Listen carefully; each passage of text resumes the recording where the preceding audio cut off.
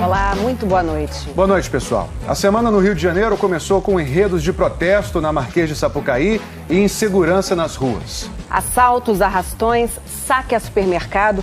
A violência disputou espaço com foliões que lotavam a cidade. Com o governador e o prefeito fora, a população se perguntava se o Rio estava mesmo à deriva. E a resposta veio na sexta-feira. Uma inédita intervenção federal na segurança do Estado e o comando entregue a um general 4 estrelas. A gente abre o Fantástico de hoje com um retrato dos últimos 10 anos de combate ao crime no Rio. Qual o tamanho do desafio que o interventor vai enfrentar? Sexta-feira passada, dia 16 de fevereiro. Na semana do Carnaval, o Brasil fica sabendo oficialmente que, sozinho, o governo do Rio não tem mais condições de lutar contra a violência.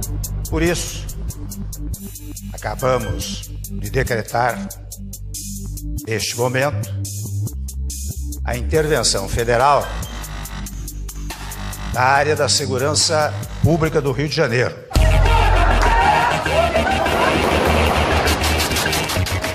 As estatísticas mostram que, no passado, o Rio já teve mais assassinatos, por exemplo. Mas na era das redes sociais, as cenas de terror se multiplicam. Os bandidos se exibem como se não houvesse lei. Têm armas que antes não tinham, enfrentam uma polícia sucateada, debocham de um governo sem dinheiro e matam qualquer um: bebê, grávida, policial. O interventor general Braga Neto vai comandar a segurança pública do Rio e, para isso, usará as Forças Armadas. O que nós vamos tentar fazer é colaborar junto com a segurança pública para otimizar o trabalho dessa segurança pública no Rio de Janeiro. Por lei, as tropas não podem prender se não forem flagrante, porque elas não têm poder de polícia. A intervenção chega depois de 2017 ter batido recordes. Foram 230.450 assaltos, somando-se todos os tipos de roubos. Você vai ver agora o raio-x do que aconteceu na segurança pública do Rio nos últimos 10 anos e o que espera pelo interventor. Primeiro, os policiais. Usando dados de 2016, um relatório do Tribunal de Contas da União, que analisa a gestão da segurança pública em 25 estados, coloca o Rio lá atrás, 21º lugar no item pessoas, os policiais. Eles são colocados em serviço com pouquíssimo tempo de treinamento. E mesmo aqueles que já são profissionais experientes, têm poucas oportunidades de reciclagem. O resultado são policiais com nível de preparação que não é adequado para prestar um bom serviço de segurança pública para o cidadão. Tem uma série de situações que o policial tem que estar bem preparado, bem qualificado para compreender o seu papel social e não cometer falhas. Acontece falha porque ele é mal preparado. As polícias estão em decadência? Estão. Atualmente no Rio de Janeiro, essa decadência é mais sentida em razão da crise econômica que o Estado atravessa. Em 2008, a segurança pública como um todo teve um orçamento de quase 5 bilhões de reais. Em 2015, chegou a quase 10 bilhões. Dinheiro que não impediu o sucateamento das polícias. Armas velhas, falta de munição, viaturas que enguiçam no meio da rua, entendeu? Falta de combustível. O policial, às vezes, ele está em perseguição de um criminoso, a viatura enguiça no meio da rua, esse homem vai perder a vida. E o Estado não é responsabilizado por isso. As UPPs. Em 2008, o Rio acreditou que tudo isso ia mudar.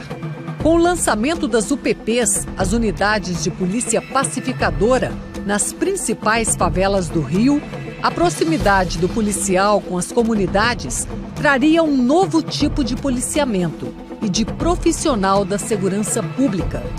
Mas o tempo mostrou que isso não aconteceu. Elas foram colocadas como respondendo aos batalhões, mudando o desenho original, que justamente apostava numa transformação do conjunto da polícia. Elas perderam a sua autonomia e, portanto, a sua capacidade de inspirar uma transformação para o resto da corporação. Os dados do Instituto de Segurança Pública mostram que, em 2008, o ano da inauguração das UPPs, o Rio teve 46 assassinatos por 100 mil habitantes. Foram baixando até 2015 e, desde então, voltaram a subir. No ano passado, foram 32 mortes por 100 mil habitantes.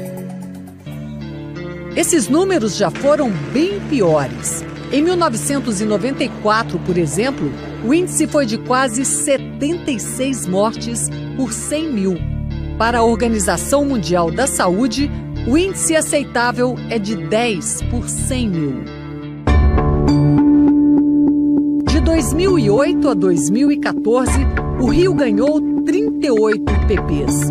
O então governador Sérgio Cabral chegou até a prometer uma unidade para cada favela. Para muitos especialistas, um fracasso anunciado.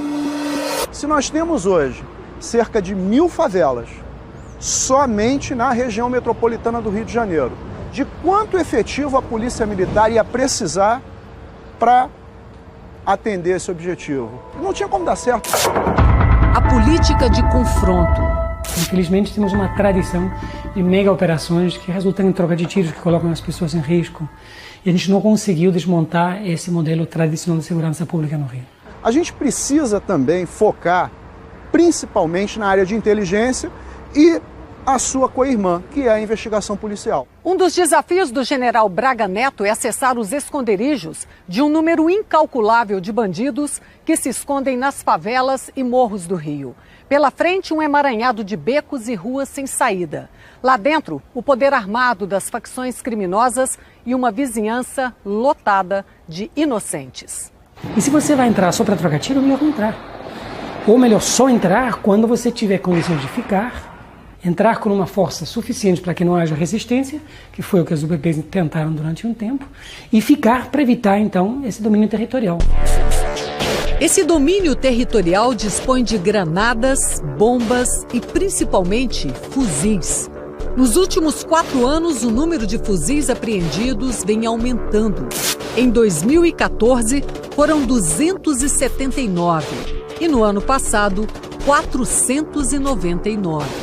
Mas a ostentação continua e, nos aplicativos e redes sociais, acaba virando um domínio virtual dos bandidos sobre as forças da lei.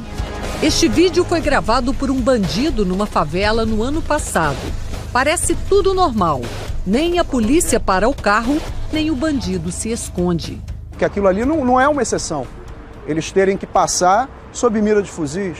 E a polícia militar não merece isso. Ela não merece essa desmoralização. Nesse confronto desigual, 22 policiais militares morreram em serviço em 2008. Em 2011, o número caiu para 7, mas em 2016, o número saltou para 38. No ano passado, foram 31. Não por bandidos avulsos, mas por integrantes do maior dos problemas do Rio, as facções e milícias. O Rio tem 3 facções e um número ainda não estimado de milícias. Também não se sabe quantos bandidos fazem parte dessas gangues. As milícias surgiram na década de 80 para matar traficantes e ladrões nas favelas. Passaram a explorar populações inteiras, extorquindo dinheiro de comerciantes e moradores. E explorando serviços como o de vans, tudo na clandestinidade, claro. Os traficantes gostaram desse modelo de negócios. Hoje a milícia está fazendo tudo que o tráfico está fazendo. E vice-versa. O tráfico, por exemplo, ele também passou a explorar a questão de gatunete, de gás, de mototáxi, de extorsão a comerciante, para não falar nos problemas que a gente tem na milícia relativos à inserção dentro das milícias de ex-integrantes das forças de segurança. Se, de fato, há uma intenção de combater a corrupção dentro das polícias, tem que começar por combater as milícias, que hoje em dia dominam amplos setores do município do Rio e de outros municípios também do estado do Rio. Mais um crime que é notícia todo dia: a corrupção. Junho do ano passado, uma mega operação sai em busca de 96 policiais militares e 70 traficantes em São Gonçalo, na região metropolitana. Os PMs cobravam propinas de traficantes. Isso rendia R$1 milhão por mês. Entre 2012 e 2016, a PM expulsou 730 policiais. A Polícia Civil, 120 agentes. A corrupção está embrenhada no Estado de forma sistêmica, e não só no Estado do Rio, né? A gente vê os exemplos nas mais altas esferas da República. Mas a corrupção dentro das polícias significa que você tem parte da polícia que trabalha contra e a favor do crime simultaneamente. Ontem, ao lado do presidente Michel Temer, o general Braga Neto participou da primeira reunião de trabalho no Rio. Estavam presentes o governador Luiz Fernando Pezão e o prefeito Marcelo Crivella. A intervenção na segurança pública vai durar 10 meses, até o fim deste ano.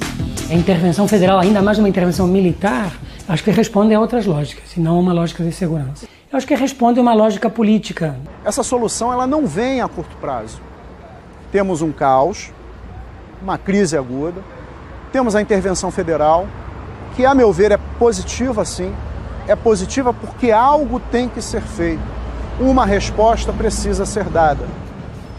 Porque ou se dava essa resposta, ou o que mais faltaria acontecer.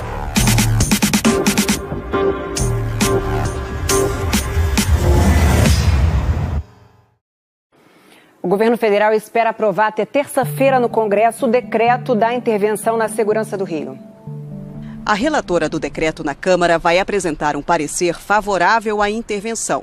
Mas para a deputada Laura Carneiro, do MDB do Rio, é preciso dinheiro para o combate ao crime sair do papel. E que o governo tem que mandar um projeto para isso. O relatório acata a intervenção, entende a intervenção como da maior importância, mas também pede, através de uma indicação, que é o instrumento legal que nos é oferecido pela legislação, que o presidente apresente imediatamente um PLN destinando os recursos necessários à execução dessas ações. A intervenção será aprovada amanhã à noite na Câmara se conseguir a maioria simples dos votos. O presidente da Câmara, Rodrigo Maia, esteve hoje com a presidente do Supremo Tribunal Federal, ministra Carmen Lúcia, para explicar o rito de votação do decreto. Ao contrário do que disse ontem, Maia afirmou hoje que não cabe consulta ao STF sobre a votação da reforma da Previdência durante o período de intervenção no Rio. O presidente Michel Temer convocou para amanhã desta segunda-feira uma reunião conjunta do Conselho da República e do Conselho de Defesa Nacional para tratar da intervenção no Rio.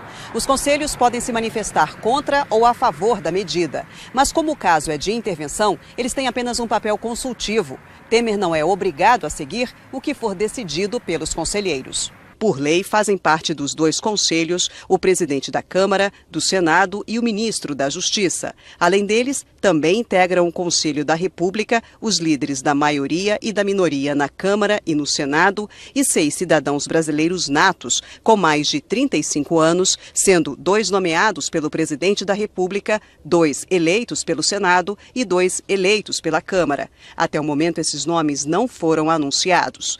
Já o Conselho de Defesa Nacional reúne ainda o ministro da Defesa, das Relações Exteriores, do Planejamento e os comandantes da Marinha, do Exército e da Aeronáutica. O líder da minoria no Senado criticou a convocação do Conselho somente depois que a intervenção foi decretada. Até para que nós que temos uma responsabilidade de avalizar ou não uma decisão tomada pelo Executivo, pudéssemos ter amplo conhecimento sobre a verdadeira realidade do Rio de Janeiro, a própria opinião das Forças Armadas sobre essa questão e, portanto, eu acho que o governo colocou o carro na frente dos bois. Para demonstrar apoio, Temer decidiu fazer uma reunião ampliada. Além dos conselheiros, convidou outros ministros e parlamentares aliados, que não vêem problema com a data da reunião. É um conselho apenas consultivo, né? E majoritariamente as pessoas que eu já ouvi são favoráveis e, portanto, haverá nessa reunião do Conselho, indiscutivelmente, um reforço político à posição do presidente da República. Agora à noite, Temer recebeu alguns ministros e o presidente do Senado, Eunício Oliveira, no Palácio da Alvorada, para articular apoio à votação. Eu não tenho dúvida que ela será aprovada, porque é uma necessidade, né, da população do estado do Rio de Janeiro. E uma rebelião com reféns está acontecendo neste momento num presídio do Rio de Janeiro. A rebelião no presídio Milton Dias, na Baixada Fluminense, começou depois de uma tentativa de fuga. Nesta imagem, feita pelo helicóptero da PM, é possível ver detentos no pátio do presídio. O batalhão de choque e o grupamento de intervenção tática estão do lado de fora da penitenciária.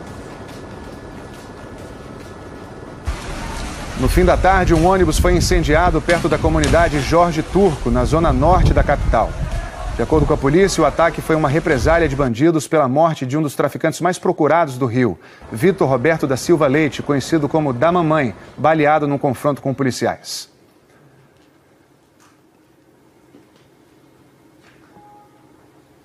Em Bangu, na zona oeste da cidade, 3 pessoas morreram e 2 ficaram feridas quando 4 bandidos chegaram atirando numa lanchonete. Entre os mortos está o sargento da PM, Cristiano das Neves Souza, que estava de folga. Esse já é o 18º policial morto no Rio este ano. O Fantástico foi saber quais são as dúvidas que tomam conta das ruas hoje no Rio de Janeiro. Eu queria saber o que é uma intervenção federal. É a mesma coisa que uma intervenção militar? Não, ela não é uma intervenção militar. Isso é muito importante. O presidente da República tem poder para decretar a intervenção federal em várias situações.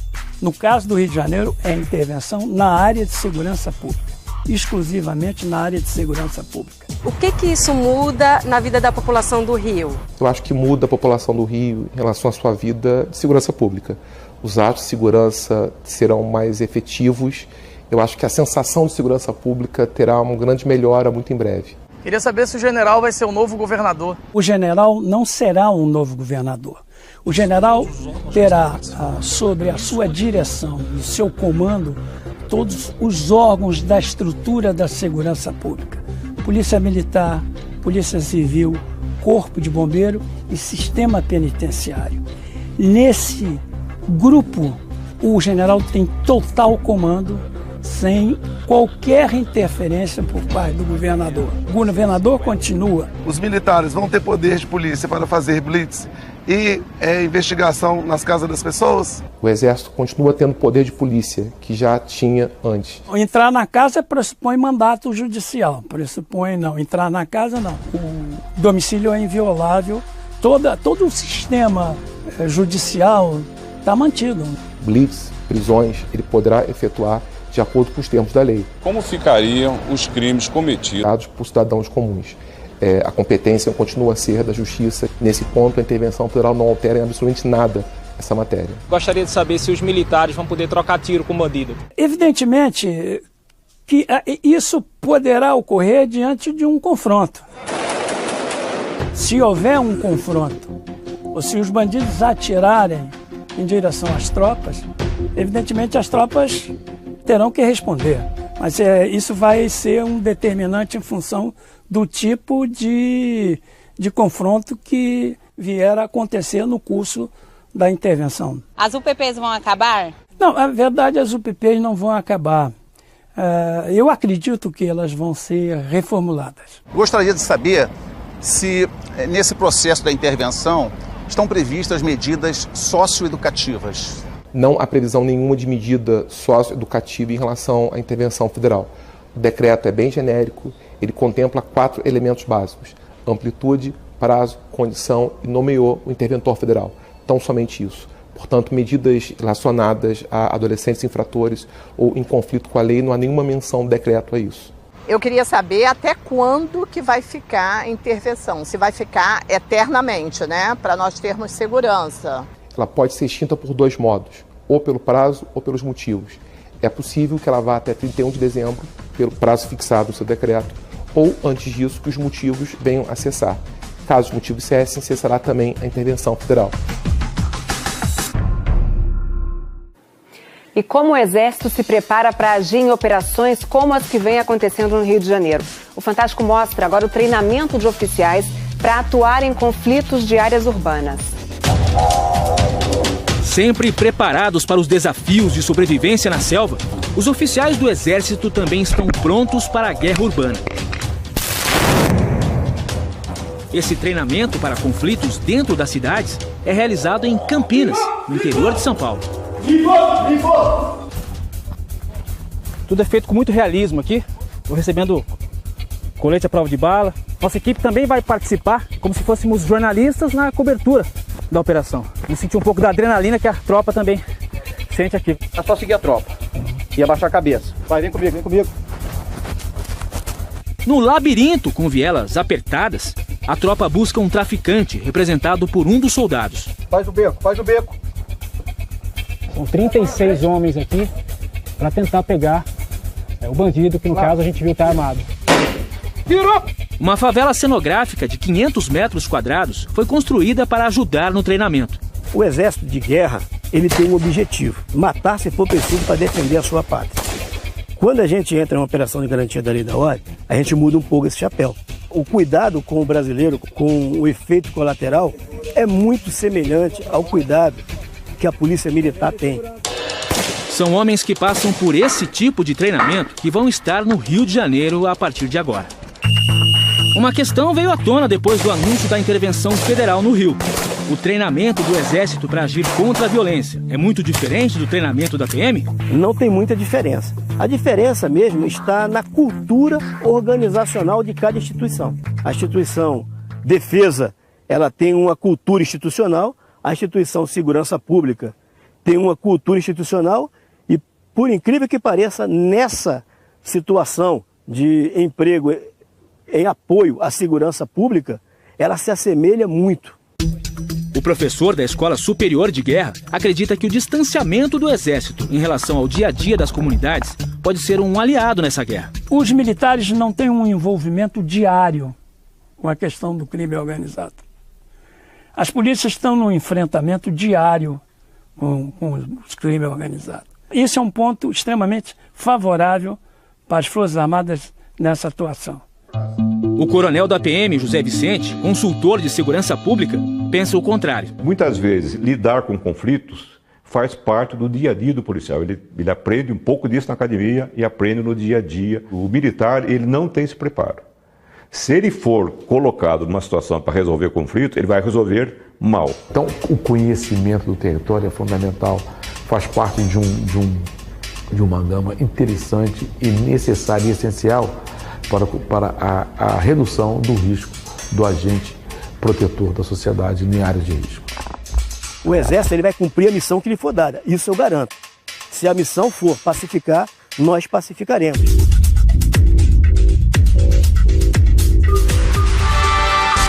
Fantástico está só começando e tem muito mais.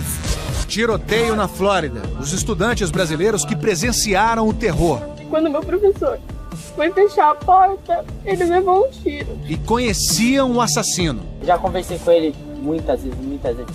É golpe. Primeira vez viajar fora com a família, com as noras. Mas cadê as passagens? Só esperando o localizador e o localizador não vem nunca. É farsa. Arrisquei a vida do meu filho. Eu nunca apliquei vacina vazia. Nunca. É mentira. É assim. Luciana, larga isso. Tá preso preventivamente. Uma campanha para ajudar um menininho doente está sob suspeita. Os pais arrecadaram quase 4 milhões de reais. Mas como esse dinheiro vem sendo usado? O que a gente fez? Não, a gente vai comprar um celular porque a gente precisa para a campanha, para bater fotos do Jonatas, porque a foto saía horrível. Dava para escutar o pessoal pedindo ajuda, só que a gente não podia ajudar. O trauma depois do massacre. Jovens brasileiros contam o que viram no ataque que matou 17 pessoas essa semana na Flórida, nos Estados Unidos. É no próximo bloco. Quarta-feira, Flórida, Estados Unidos. So right now we're in a school, an active shooter. It's not a drill. And it's currently 2:52. I heard one gunshot. Holy shit! Oh my god! Oh my god! Jamie took a bullet and is dead. I don't know what I do next. This is not acceptable. After I started seeing people running, I heard 6 shots, loud shots. Right after I heard that, I was like, oh my God, we gotta go. So I started running as fast as I can. You are charged with 17 counts of premeditated murder. Os sons de horror da última quarta-feira ainda ecoam na pacata comunidade de Parkland, na Flórida. Nicholas Cruz, um jovem de 19 anos, entrou na escola de onde tinha sido expulso e com um fuzil AR-15 matou 17 pessoas. Nunca uma tragédia como essa nos Estados Unidos aconteceu em um colégio com tantos brasileiros. Só na Flórida vivem cerca de 350 mil. O principal atrativo? A segurança. Na escola pública Marjory Stoneman Douglas estudam pelo menos 50 brasileiros. Eles presenciaram o terror, eles perderam amigos, conheciam um assassino. Já conversei com ele muitas vezes. Ele tinha esse perfil, sabe? Ele era sozinho, ele parecia ter um problema psicológico.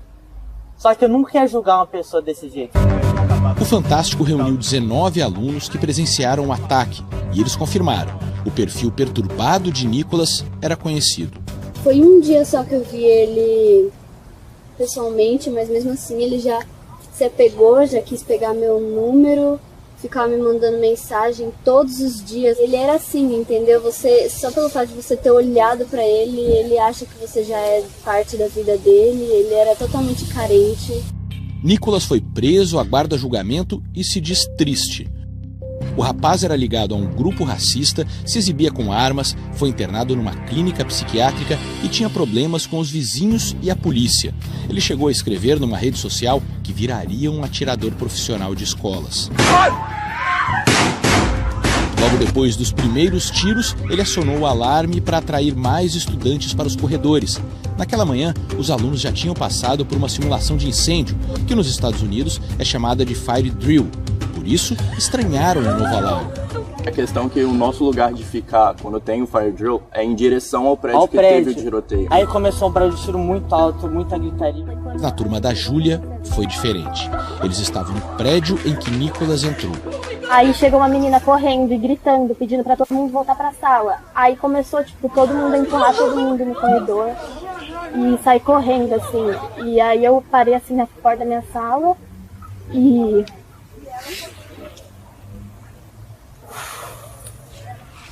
Aí eu fui entrar na minha sala.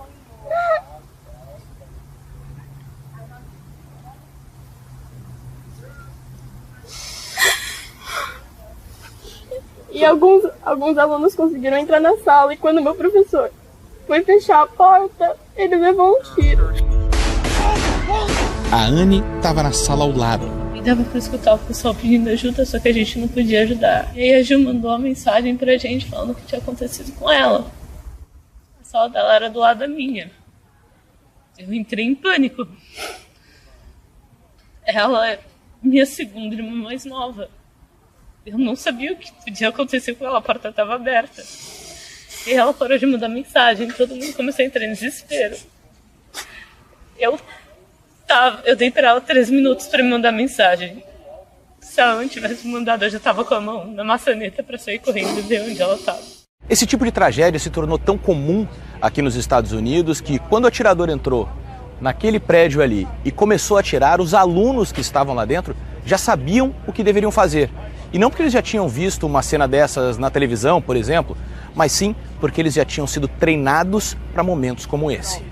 Os alunos são instruídos por professores que têm treinamentos bem mais específicos e pesados. A Patrícia é professora, mora nos Estados Unidos há mais de 20 anos e passou por uma dessas simulações. Eles começam deixando a gente num auditório, conversando, tranquilo, esperando o treinamento. De repente você começa a escutar tiro. E aí eles começam com um relógio andando, falam assim, mais uma criança morreu.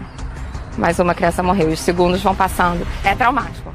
É traumático. Tem muito professor que entra em pânico. São 3 situações principais. Se o professor sabe que está acontecendo alguma coisa, mas está longe do perigo, deve sair do local o mais rápido possível com os alunos.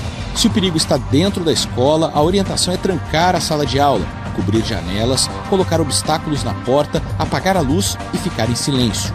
Em último caso, se o atirador entrar na sala, o professor deve tentar impedir o ataque, inclusive com a ajuda dos alunos. Se entrar alguém, aí você tem que dar a instrução para as crianças. Começa a jogar tudo que tem. A instrução é que você dizer isso para as crianças. Aham. na hora, para os adolescentes? Vamos jogar em Não cima só dele. adolescente, jardim de infância, criança pequena, qualquer uma. Tanto treinamento não é à toa. Só nas 7 semanas desse ano já foram 18 episódios com armas em escolas americanas. No passado, um triste histórico de ataques mortais. Em 2012, na escola Sandy Hook, 27 mortos. Em 2007, na Universidade Virginia Tech, 32 vítimas. Em 1999, na escola Columbine, 13. Esses são apenas alguns entre os mais de 90 ataques desde 1982, no país com mais armas no mundo. 40% dos americanos têm pelo menos uma arma em casa. Ao todo, são 270 milhões de armas nas mãos de civis, 9 armas para cada 10 habitantes. Na Flórida, um jovem com menos de 21 anos não pode comprar uma cerveja. Mas Nicolas Cruz, com 18 e um histórico de distúrbios psiquiátricos, conseguiu comprar uma arma de guerra legalmente. A gente não quer acabar com o tal do direito dos americanos, mas a gente quer só mais proteção em relação a isso. Ainda vai demorar para que esses sorrisos voltem de verdade, mas amanhã é uma nova segunda-feira e eles sabem que juntos ficam mais fortes.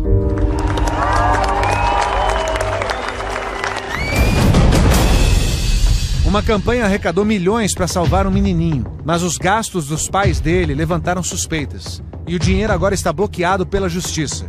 Eu vou lá comprar uma sonda, vou bater foto e vou colocar foto de uma sonda em rede social. Eu acho que não tem necessidade. É depois dos comerciais. Longe do fervo do carnaval, conhece Brotas, no interior de São Paulo? Muitos turistas vão para lá atrás dos esportes radicais, das belezas naturais, muitas vezes atrás daquele sossego típico da vida do interior. Acontece que essa cidadezinha tão pacata e tranquila foi sacudida por uma polêmica pra lá de barulhenta. Brotas nasceu há quase 180 anos em volta de uma igreja. E a influência dessa igreja ecoa até hoje entre os seus 23 mil habitantes. Ecoa a toda hora. Na verdade, a cada meia hora. Às 6 da tarde, mais sino. Para completar, 3 minutos de Ave Maria, na versão do compositor francês Charles Gounod.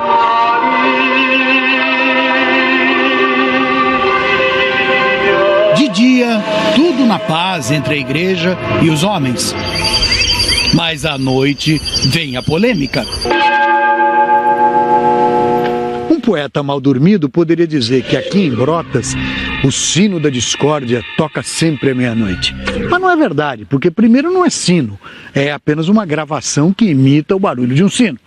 E depois, o sino da matriz não toca só à meia-noite, não. É meia-noite, é 1, 2, 3, a madrugada inteira. E dá para ouvir na cidade toda. Mário César não se conforma. Perturba muito. O agrônomo sofre com o volume da música e principalmente a cada badalada noturna.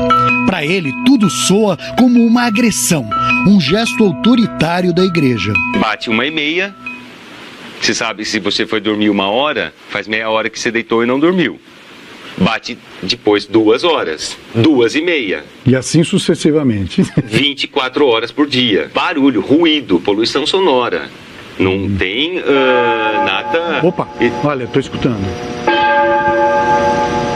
Imagina mais tarde, 3 da manhã. Márcia é corretora de 200 imóveis como este, alugados para turistas. 2 anos atrás, uma família se hospedou aqui.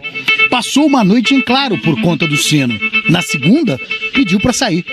Era férias, ele ia ficar uma semana. Ele falou, não dá para ficar aqui. E a pessoa que estava aqui era alguém com uma sensibilidade muito grande? Não pareceu ser alguém, vamos dizer, o chato? Não, imagina. Márcia e Mário César resolveram se queixar. Juntaram assinaturas de outros 8 incomodados e levaram ao promotor. Mas o padre respondeu com um outro abaixo-assinado, em defesa do badalar. Eu tirei na média, porque eu vi a quantidade de páginas e o número de assinaturas quando tá cheio, assim, dá umas 2.500 assinaturas. Padre Sandro nos recebeu na matriz de Nossa Senhora das Dores. É verdade que o senhor toca o sino a noite inteira? Na verdade não sou eu, né? É um sistema. Ele mostrou o sistema, o relógio eletrônico que reproduz sons de sino através de 4 poderosas cornetas. Olha, 32 minutos depois da... Tá atrasado, hein? 2 minutos depois. Eu vou chamar a atenção pra arrumar isso daí. Os sinos propriamente ditos, de 90 anos de idade, só batem em datas especiais. Natal, Páscoa ou quando é escolhido um novo Papa. Padre Sandro diz que as queixas vêm de uma minoria na cidade e que os sinos e a Ave Maria fazem parte da história de Brotas. Eu acho que a gente tem que prezar muito por aquilo que faz parte da cultura, da história, da tradição. Nas ruas, de fato, só achamos gente do lado do padre. Eu acho bom. Não me incomoda, não. Não acho que deve tirá-lo. Mas barulho de noite não se resolve com um concurso de popularidade. Nem de sino, nem de igreja e nem de padre. Essa é uma questão ambiental e especificamente de poluição sonora. Depois da reclamação, o promotor mandou medir o barulho dos sinos e o decibelímetro registrou quase 97 decibéis. É quase o dobro do permitido à noite. A gente tem que buscar uma solução em bases objetivas, né? E não quem mais quer ou quem menos quer. O padre voltou ao fórum e recebeu a notícia: o sino está fora da lei. Para a paz reinar em Brotas, em vez de abrir processo, o promotor ofereceu um acordo. A Ave Maria fica, o sino toca só até às 11 da noite e recomeça só na manhã seguinte, às 6 em ponto. Tá bom pro senhor? Eu acho que é a melhor coisa, a melhor saída é a base do diálogo e a gente fazer aquilo que a lei pede. A igreja é aberta a isso também. Obrigado. Padre e promotor selaram o termo de ajuste de conduta. Vocês me aceitam como testemunha? Muito obrigado. Pronto. Parabéns pela capacidade de chegar a um acordo. Daqui pra frente, muita gente por aqui pode até se queixar da falta do sino. Mas depois desse acordo, pelo menos, ninguém mais vai reclamar de falta de sono.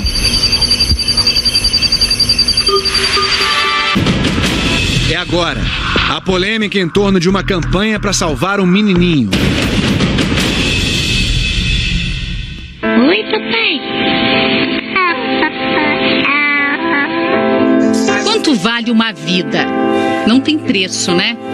Mas para manter esse bebê vivo, a família descobriu que precisava de pelo menos 3 milhões de reais. Muito dinheiro, principalmente para um casal jovem de origem humilde. Na época, Renato e Aline moravam nesta casa em Joinville, Santa Catarina. O caminho foi pedir ajuda nas redes sociais. Nós precisamos dos 3 milhões de reais. Nós contamos com a sua ajuda. E que movimento poderoso começava ali. Onde vai acontecer o bazar em prol do Jonatas. Era inevitável ver ele naquela situação e não se sensibilizar. Jonatas sofre do tipo mais grave de uma doença genética rara conhecida como AME, atrofia muscular espinhal. Ela afeta o sistema nervoso e aos poucos reduz os movimentos do corpo.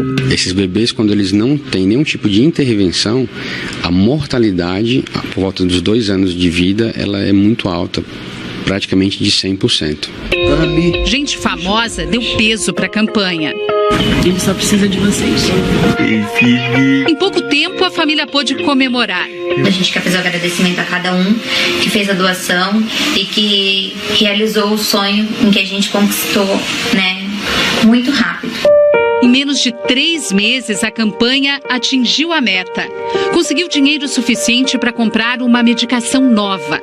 Ela é um tratamento permanente, vitalício, que promete estabilizar e reverter os efeitos clínicos da doença. Ela não cura. Jonatas já tomou 3 doses do remédio. Cada uma delas custa 370 mil reais. Foram dezenas de pedágios, bazares, as doações chegaram de várias formas. A população aqui de Joinville, de Santa Catarina, de outros estados do Brasil e até de outros países colaborou muito. Em setembro do ano passado, as doações chegaram a quase 4 milhões de reais. Foi a última vez que o Renato e a Aline declararam o valor total arrecadado nessa campanha. Com Com o dinheiro da campanha, os pais alugaram essa casa maior. Eles mostram o quarto e os equipamentos que compraram para manter o filho vivo.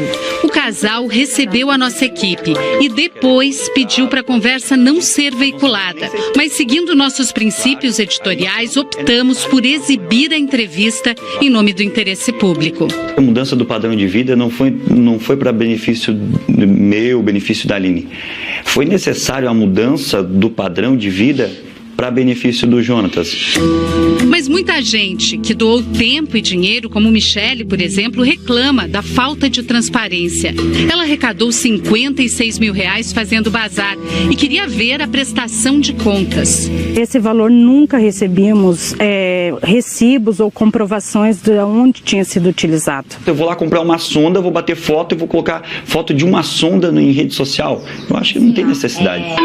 Camila, tia do Jonatas, começou a campanha na internet e depois denunciou a irmã e o cunhado ao Ministério Público. Disse que eles compraram celulares com o dinheiro das doações.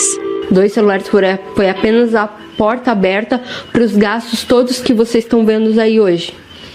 Desnecessários. O que a gente fez? Não, a gente vai comprar um celular porque a gente precisa para a campanha, para bater fotos do Jonatas, porque a foto saía horrível e não tinha como postar aquele tipo de foto nas redes sociais. Depois da denúncia da irmã, o casal teve que dar explicações. Em outubro do ano passado, os pais do Jonatas estiveram aqui no Fórum de Joinville e, diante do juiz, eles assumiram o compromisso de depositar todo o dinheiro arrecadado durante a campanha numa conta judicial. O problema é que eles nunca fizeram esse depósito e nem prestaram contas do dinheiro. Porque nós, o Jonatas é um menor de idade. Nós, como responsáveis pelo Jonatas, temos todo o direito de responder por ele. A polêmica esquentou no mês passado, depois que Aline e Renato publicaram fotos de uma viagem de Réveillon para Fernando de Noronha. A passagem custou quase R$8 mil. Quem comprou essa passagem para Fernando de Noronha? Foi a gente comprou a passagem. Com que dinheiro? Com o nosso dinheiro. Renato era palestrante em igrejas evangélicas e hoje diz ganhar a vida vendendo camisetas que estampam o nome do Jonatas e do filho mais velho do casal. Muitas pessoas que fizeram doações para a campanha também questionam a compra desse carro aí, no valor de R$140 mil. Para passear com o Jonatas como? Mas se eu tive condições de comprar, você permitiu a gente comprar o carro, a gente comprou. Porque era necessário. Foi a gota d'água para o Ministério Público pedir o bloqueio das contas do casal. O juiz acatou o pedido e bloqueou todo o dinheiro que encontrou em nome de Aline e Renato, cerca de R$2.200.000. E eu tive que pedir dinheiro emprestado para comprar o leite do meu filho. Para o tratamento da criança não vai faltar dinheiro, né? Então toda a despesa comprovada, o valor vai ser liberado. A Polícia Civil investiga o caso. A suspeita é de crime de apropriação de rendimentos de pessoa com deficiência. Há indícios fortes de que eles estão se beneficiando com o dinheiro arrecadado da campanha. Não há regulamentação sobre esse tipo de campanha, não há lei que obrigue. Porém, por uma questão de honestidade e moral, era dever que eles tivessem prestado contas desse dinheiro. Uma boa prática seria postar as notas fiscais ou extratos bancários dessas doações. O sucesso de campanhas como a do Jonatas depende de credibilidade. É um elo de confiança que aproxima quem pode doar de quem precisa de ajuda. Depois que surgiram dúvidas em relação ao caso do Jonatas, contribuições para este tipo de campanha caíram muito. É um caso isolado. Existem pessoas que precisam da solidariedade e nós torcemos para que a população não se apegue a esse fato e permaneça acreditando no ser humano. Esta família de Florianópolis tem 2 filhos com AME, João, de 5 anos, e Miguel, de 5 meses, e não tem como pagar o tratamento. Eu me sinto diariamente humilhada de não conseguir dar isso para eles e necessitar da ajuda de muita gente. A A doença é progressiva, avança todos os dias e João tem pressa. Michele, que trabalhou na campanha do Jonatas, diz que não perde a esperança. O meu coração jamais vai desistir.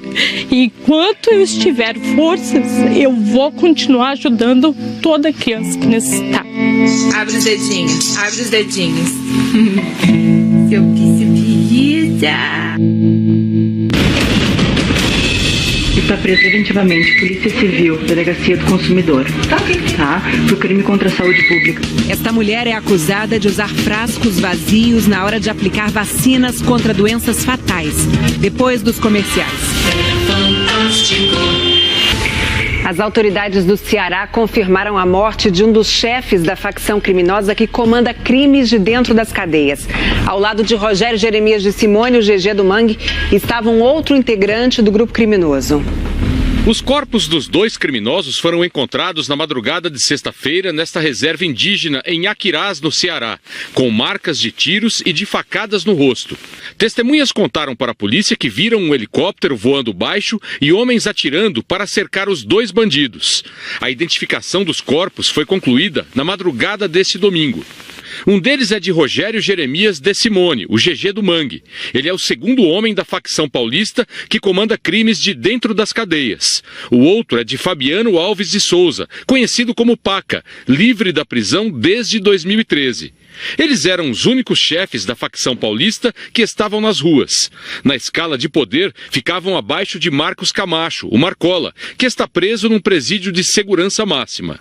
GG cumpriu 13 anos de pena nos presídios de São Paulo, condenado por assassinatos e tráfico de drogas. Mas não pôde sair da prisão depois de cumprir a pena, porque respondia a um processo em que era acusado de mandar matar 2 rivais. Em fevereiro do ano passado, a defesa conseguiu um habeas corpus do Supremo Tribunal Federal. GG poderia responder ao processo em liberdade. O julgamento do caso estava marcado para 2 semanas depois. GG não apareceu no tribunal e sumiu. A polícia investiga o que GG do Mangue e Paca, o comparsa, faziam no Ceará. No fim de janeiro, 14 pessoas foram mortas na maior chacina da história no estado. A hipótese de os bandidos terem sido mortos por uma guerra entre gangues não está descartada. Mas as autoridades consideram um outro motivo ainda mais forte: a disputa dentro da facção paulista por poder e dinheiro.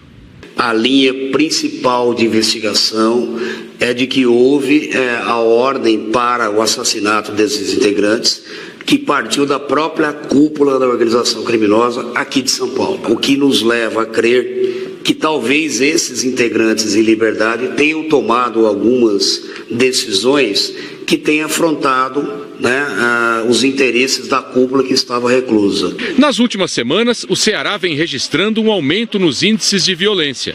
Só em janeiro foram registrados 467 homicídios, uma média de 15 assassinatos por dia.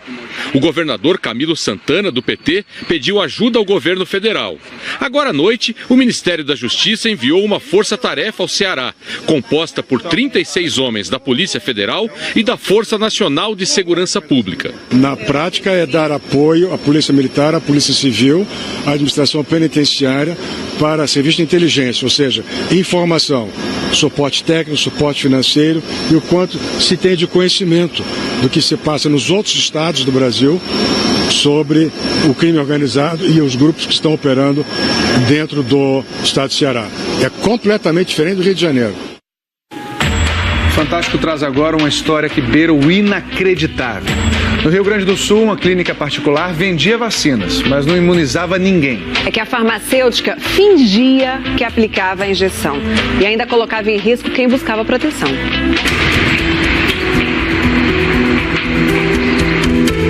Não dói nada, né? A vacina aplicada por essa farmacêutica de 37 anos pode não doer, mas põe em risco a vida de quem pensa estar protegido de doenças graves. E eu vi as mães saindo de lá assim, ó, essa clínica é maravilhosa, porque a minha criança não chorou, porque o que dói na vacina é o líquido. Luciana, larga isso, está preso preventivamente, Polícia Civil, Delegacia do Consumidor. Tá? Por crime contra a saúde pública. Como assim? Deixa eu dar uma olhadinha no teu êmbolo. Arrisquei a vida do meu filho, é muito rápido. A gente não se dá por conta na hora. Foi em Novo Hamburgo, na região metropolitana de Porto Alegre, que a agonia dessa mãe de um bebê começou. Numa clínica de vacinação particular que prometia vender o que ninguém tinha. Ele tinha que fazer uma vacina, mas essa vacina estava em falta em todos os lugares. Quando eu fiz contato na clínica, ela mesma disse que conseguiria a vacina para aquele mesmo dia. A mesma promessa foi feita na última quarta-feira. Vocês têm vacina para febre amarela? Tá, e é na hora? Como é que é? Não existe na rede privada do Rio Grande do Sul vacinas para a febre amarela. A denúncia veio de uma ex-funcionária. Toda vez que chegava um paciente para fazer a vacina da meningo B ou da meningo ACWY ou febre amarela, ela dizia, deixa que eu faço. As vacinas meningo B e ACWY protegem contra meningites e infecções e não são fornecidas pelo SUS. O preço das doses varia entre R$300 e R$600 nas clínicas particulares. Se for ver o rendimento da clínica, desde que eu entrei em agosto, era 5 mil, 6 mil, janeiro foi 20, 24 mil. E um dia que um paciente foi lá fazer, uma criança foi fazer a meningo B, ela introduziu, não fez nada e tirou a agulha. Ela não estava fazendo vacina porque nós não tínhamos as vacinas na clínica. Que era sempre a mesma seringa, não sei se tu viu que tem um rótulo azul na volta e aquela não tem como destacar a agulha, né? Se for comprovado uma reutilização de material, há um risco de transmissão de doenças, principalmente algumas bactérias e alguns vírus. Os mais comuns que a gente sabe é a sífilis, as hepatites B e C e a própria AIDS, o HIV. Luciana, larga isso, tu tá preventivamente. Vazio. Deixa eu dar uma geladeira aqui. Ela pegou na parte das vacinas vencidas lá embaixo. Nunca apliquei vacina vazia. Nunca? É mentira. A gente encontrou muitos restos de vacina vencidas, de seringas, e encontramos assim vacinas no armazenamento no refrigerador, vacinas vencidas com vacinas que estavam na validade, que não teria por que estarem ali na geladeira. Além desse crime grave contra a saúde pública, cuja pena máxima é a de até 15 anos de reclusão, também ela praticou crimes de estelionato e também crime contra as relações de consumo, que é o fato de expor à venda produto totalmente impróprio para a saúde e o consumo humano. Não há vítimas, não há pessoas que se dizem lesadas. Há uma denúncia de uma ex-funcionária demitida que trouxe isso tudo ao conhecimento da autoridade policial. A clínica foi interditada. Luciana teve a prisão preventiva convertida em domiciliar. Sempre que alguém vai fazer a vacina, é de praxe que a clínica ou mesmo a unidade básica de saúde mostrar para o paciente que ele está pegando um frasco, que ele está retirando o frasco com a seringa, que ele abriu o envelope da seringa para mostrar que a seringa é descartável. Todas as pessoas vacinadas nessa clínica a partir de um determinado momento devem comparecer à vigilância sanitária do município de Novo Hamburgo. Muitas pessoas estão hoje achando que estão imunizadas, elas podem ter ido para áreas de risco em relação à febre amarela e podem ter ficado doentes sem saber que não estavam imunizados. Na verdade, eu queria proteger ele e hoje eu vejo que acabei colocando, de certa forma, a vida dele e a saúde dele em risco. Um golpe que destruiu os planos de centenas de vítimas. Não chegavam as passagens, ela só dizia que já ia mandar. Como foi que tanta gente caiu nessa? Já aqui no Fantástico. Centenas de venezuelanos fogem da fome e cruzam a fronteira com o Brasil todos os dias. Eles querem recomeçar a vida com um emprego. E vale qualquer esforço, até caminhar mais de 200 quilômetros até a capital. Veja na reportagem de José Roberto Burnier e Rogério Rocha. Com pouca idade, ela nem imagina direito onde está. Junto com seus pais, a pequena venezuelana busca um futuro melhor no Brasil. É o que fazem diariamente cerca de 800 imigrantes do país vizinho que cruzam a fronteira com o Brasil pelo município de Pacaraima, no noroeste de Roraima. Gente que foge da fome, da violência, da falta de oportunidades na Venezuela comandada por Nicolás Maduro. Como Ronald, que tinha um pet shop e fazia faculdade. mas os preços dos alimentos foram ficando muito elevados. Ou Elizabeth Ribas, que diz que todos os venezuelanos estão passando necessidades. E José, que era professor na Venezuela, agora quer contribuir com seu trabalho aqui no Brasil. Contribuir ao país. O pequeno município brasileiro é o primeiro a sofrer o impacto do êxodo dos venezuelanos. Oficialmente, Pacaraima tem 12 mil habitantes, mas há quem diga que com a crise no país vizinho, a população dobrou. A cidade, que já sofria com a falta de infraestrutura, está à beira de um colapso. Faltam água, energia elétrica, falta a atenção das autoridades. A solidariedade e a tolerância amenizam o sofrimento dos refugiados. Porque não vemos nos venezuelanos um problema. Pelo contrário, né? Poderia ser uma solução, até pela parte econômica, o qual representa a classe comercial, empresarial. Para nós, quanto mais consumidores, melhor.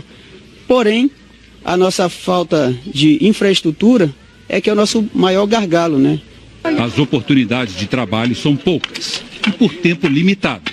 Olha, nesse abrigo que foi construído no ano passado estão alojados os índios venezuelanos da etnia Huaral. Eles foram separados dos outros imigrantes do país vizinho por causa da diferença de cultura. Mas esse local deveria comportar no máximo 220 pessoas. E hoje estão morando aqui mais de 500 índios. A ideia original desse abrigo é que ele fosse um local de passagem, onde as pessoas ficassem no máximo 3 meses aqui. Mas como eles não conseguem emprego, não têm para onde ir e também não há muita organização, eles vão ficando. Apesar de o presidente Temer ter decretado estado de emergência social em Roraima, a prometida ajuda federal nas áreas de segurança, saúde e educação ainda não estão em atividade em Pacaraima. Na estrada que liga o pequeno município à capital do estado, Boa Vista, encontramos a desesperança. Nós estamos a menos de 10 quilômetros da fronteira entre o Brasil e a Venezuela. A gente parou aqui nesse ponto para mostrar para vocês uma cena que está virando rotina. Aquele grupo que está vindo ali atrás são venezuelanos que atravessaram a fronteira, chegaram em Pacaraima, cidade brasileira, e estão indo a pé até Boa Vista, capital de Roraima. Imagina carregar aquela mala ali durante 220 quilômetros a pé. Jairo vai caminhando até a capital porque não tem dinheiro. Deixou os 2 filhos com sua esposa na Venezuela e precisa de um trabalho. Franklin o acompanha. Diz que tem apenas R$8 no bolso. E se emociona quando lembra que deixou seu país para lutar pela família. Gabriela e o irmão tentaram uma carona, mas ninguém para. Vão caminhar por 3 dias até a capital. Mal sabem eles o que os espera em Boa Vista. A capital parece um acampamento a céu aberto. A praça que leva o nome do libertador da América do Sul, considerado um herói entre os venezuelanos, pelo menos 400 imigrantes do país vizinho vivem sem as mínimas condições de higiene, saúde e segurança. Como se não bastassem os problemas, o sarampo, uma doença erradicada no Brasil desde 2016, voltou ao país em uma criança venezuelana de 1 ano, que está isolada num hospital da capital. Outros 2 casos também estavam sendo investigados, mas eles foram descartados pela Secretaria da Saúde de Roraima, que vai mandar todas as amostras para a Fiocruz confirmar os resultados. Por precaução, 500 venezuelanos foram vacinados em caráter de urgência. Se a desesperança impera na Venezuela, no Brasil, as dificuldades tornam o futuro dos imigrantes venezuelanos ainda mais incerto. Um avião com 65 pessoas a bordo caiu na região central do Irã 50 minutos depois de decolar.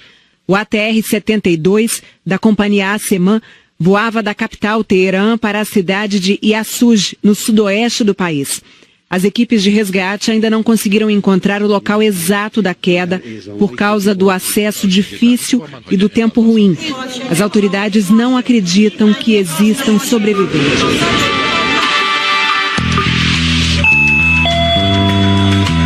Atenção, senhores passageiros. O barato pode sair caro. Ouviram? Esse é um alerta para o golpe das passagens aéreas, que tem transformado o sonho de uma viagem numa grande roubada. Golpistas bons de conversa ganham a confiança da vítima, oferecem pacotes abaixo do preço e somem com dinheiro. Veja agora como evitar cair numa armadilha desse tipo.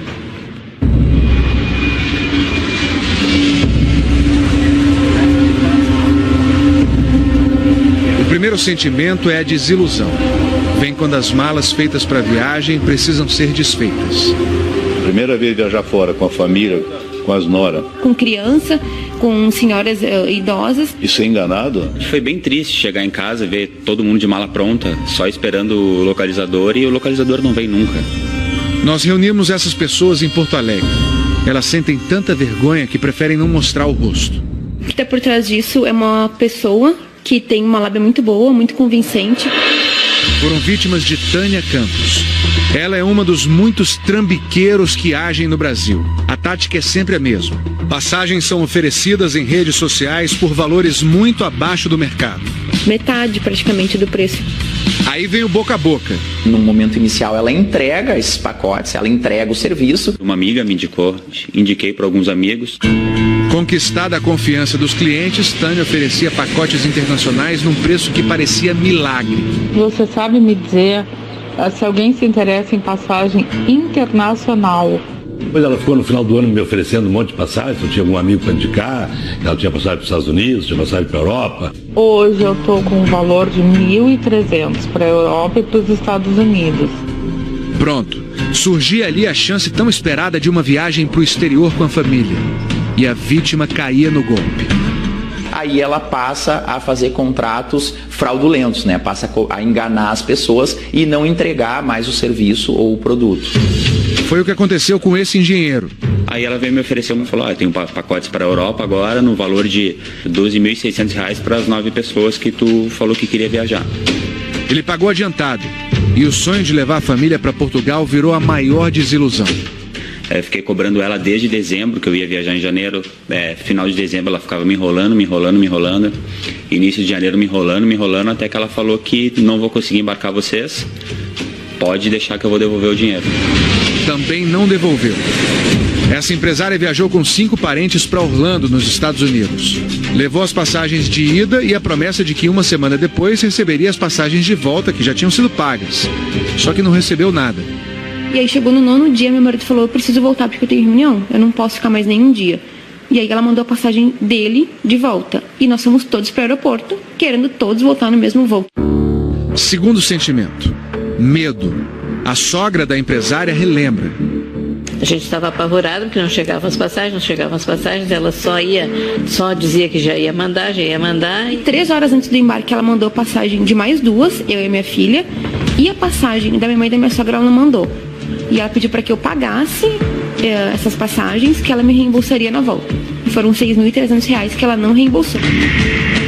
A empresária, o engenheiro e mais 100 pessoas formaram um grupo de vítimas de 12 estados brasileiros. Entre reembolsos não feitos, hotéis pagos à toa e outros prejuízos, todos têm o que lamentar. 12.000, 8.800, 6.300, 13.500, 20.000, 18.000. Eles calculam que juntos perderam R$500 milhão. E ninguém acredita que vai recuperar o dinheiro. E no retorno ela sumiu, não atendia mais o telefone. Muda de telefone, pega uma outra isca e começa essa rede de novo. A gente encontrou Tânia Campos. Mas antes de contar o fim da história dela, vamos mostrar outros golpistas. O que significava para o seu aluno essa viagem para São Paulo? Não significava só para ele, né? Significava para mim também, né? Alain Brito ensina artes marciais para jovens carentes de Manaus. Esperou 1 ano para levar o melhor aluno a um campeonato em São Paulo. Finalmente encontrou na internet uma passagem barata. Só que a compra foi feita numa agência clandestina. A pessoa comparecia até a agência, realizava o pagamento, era emitido um recibo e um voucher. O que é o voucher? É a reserva. Então a pessoa saía da agência já com a reserva da sua passagem aérea. Só que no embarque, o Alan descobriu que o dinheiro entregue na agência não tinha sido repassado para a companhia aérea.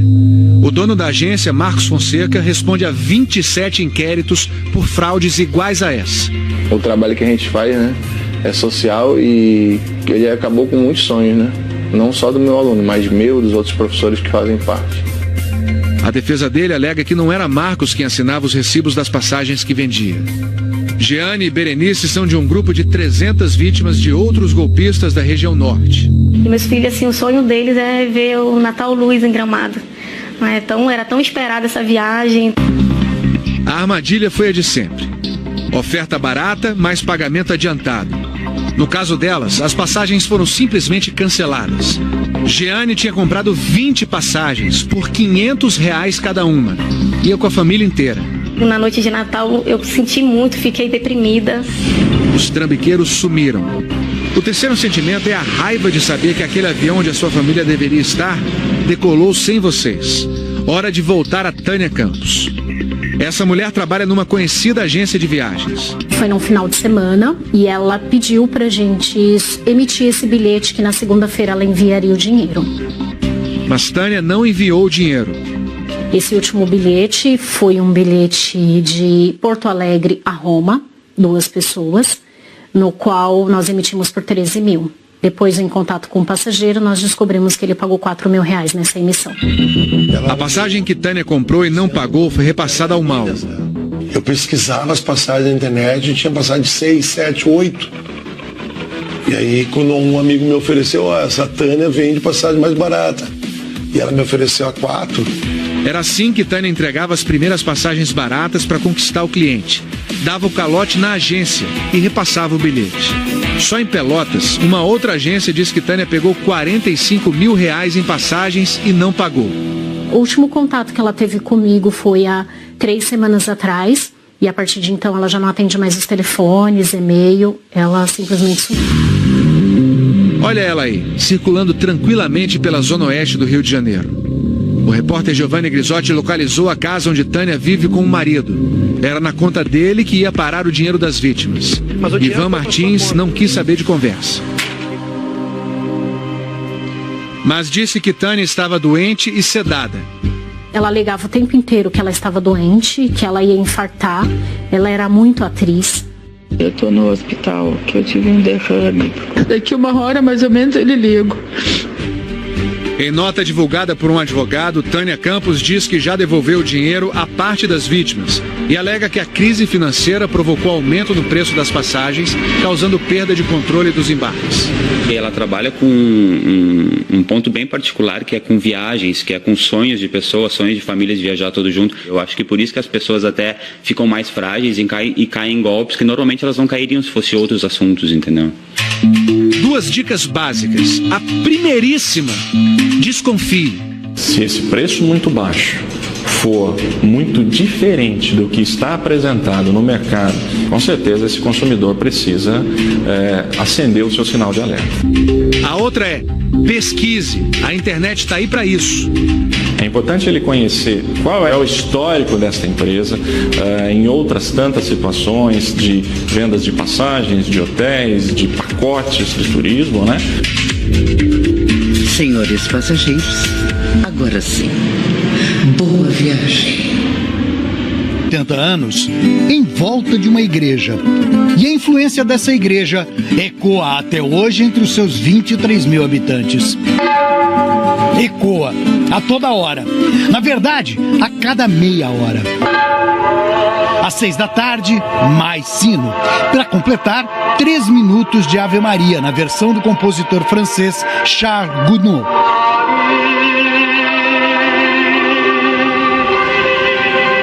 De dia, tudo na paz entre a igreja e os homens. Mas à noite vem a polêmica. Um poeta mal dormido poderia dizer que aqui em Brotas o sino da discórdia toca sempre à meia-noite. Mas não é verdade, porque primeiro não é sino, é apenas uma gravação que imita o barulho de um sino. E depois, o sino da matriz não toca só à meia-noite, não. É meia-noite, é 1, 2, 3, a madrugada inteira. E dá para ouvir na cidade toda. Mário César não se conforma. perturba muito. O agrônomo sofre com o volume da música e principalmente a cada badalada noturna.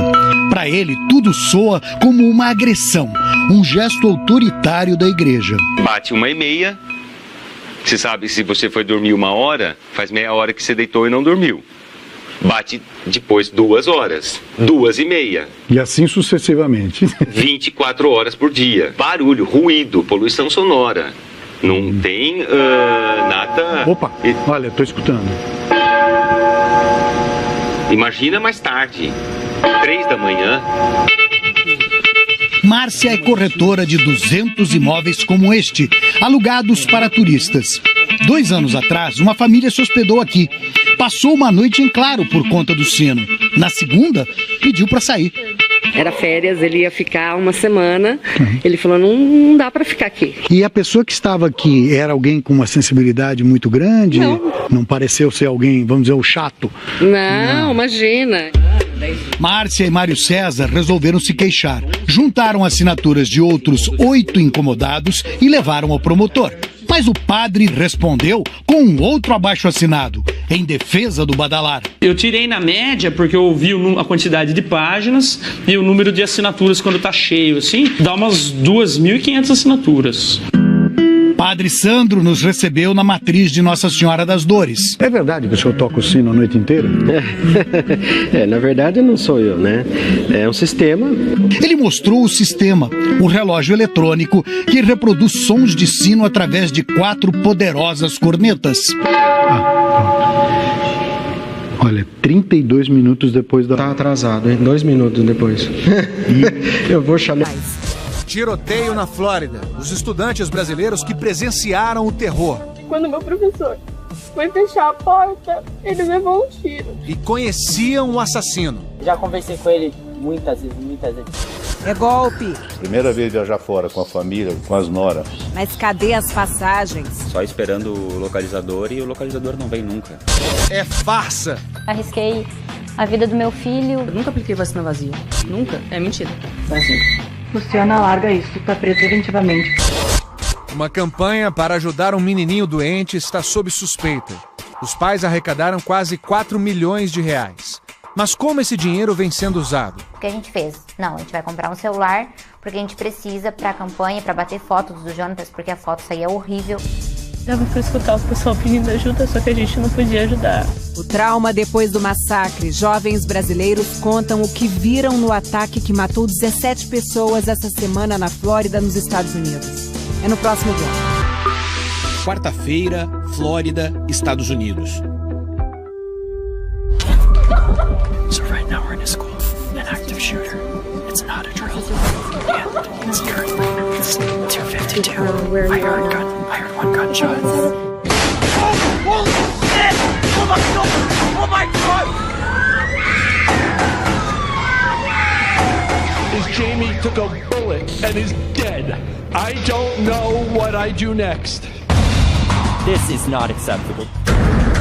After I started seeing people running, I heard 6 shots, loud shots. Right after I heard that, I was like, oh my god, we gotta go. So I started running as fast as I can. You are charged with 17 counts of premeditated murder. Os sons de horror da última quarta-feira ainda ecoam na pacata comunidade de Parkland, na Flórida. Nicolas Cruz, um jovem de 19 anos, entrou na escola de onde tinha sido expulso e com um fuzil AR-15 matou 17 pessoas. Nunca uma tragédia como essa nos Estados Unidos aconteceu em um colégio com tantos brasileiros. Só na Flórida vivem cerca de 350 mil. O principal atrativo? A segurança. Na escola pública Marjorie Stoneman Douglas estudam pelo menos 50 brasileiros. Eles presenciaram o terror, eles perderam amigos, conheciam um assassino. Já conversei com ele muitas vezes. Ele tinha esse perfil, sabe? Ele era sozinho, ele parecia ter um problema psicológico. Só que eu nunca ia julgar uma pessoa desse jeito. O Fantástico reuniu 19 alunos que presenciaram o ataque e eles confirmaram o perfil perturbado de Nicolas. Da intervenção. As UPPs vão acabar? Não, na verdade as UPPs não vão acabar. Eu acredito que elas vão ser reformuladas. Gostaria de saber se nesse processo da intervenção estão previstas medidas socioeducativas. Não há previsão nenhuma de medida socioeducativa em relação à intervenção federal. O decreto é bem genérico, ele contempla 4 elementos básicos: amplitude, prazo, condição e nomeou o interventor federal. Tão somente isso. Portanto, medidas relacionadas a adolescentes infratores ou em conflito com a lei, não há nenhuma menção do decreto a isso. Eu queria saber até quando que vai ficar a intervenção, se vai ficar eternamente, né, para nós termos segurança. Ela pode ser extinta por 2 modos, ou pelo prazo ou pelos motivos. É possível que ela vá até 31 de dezembro, pelo prazo fixado no seu decreto, ou antes disso que os motivos venham a cessar. Caso os motivos cessem, cessará também a intervenção federal. E como o Exército se prepara para agir em operações como as que vêm acontecendo no Rio de Janeiro? O Fantástico mostra agora o treinamento de oficiais para atuar em conflitos de áreas urbanas. Sempre preparados para os desafios de sobrevivência na selva, os oficiais do Exército também estão prontos para a guerra urbana. Esse treinamento para conflitos dentro das cidades é realizado em Campinas, no interior de São Paulo. Tudo é feito com muito realismo aqui. Estou recebendo colete à prova de bala. Nossa equipe também vai participar como se fôssemos jornalistas na cobertura da operação. Vamos sentir um pouco da adrenalina que a tropa também sente aqui. É só seguir a tropa e abaixar a cabeça. Vai, vem comigo, vem comigo. No labirinto com vielas apertadas, a tropa busca um traficante representado por um dos soldados. Faz o beco, faz o beco. São 36 homens aqui para tentar pegar o bandido, que no caso a gente viu estar armado. Virou!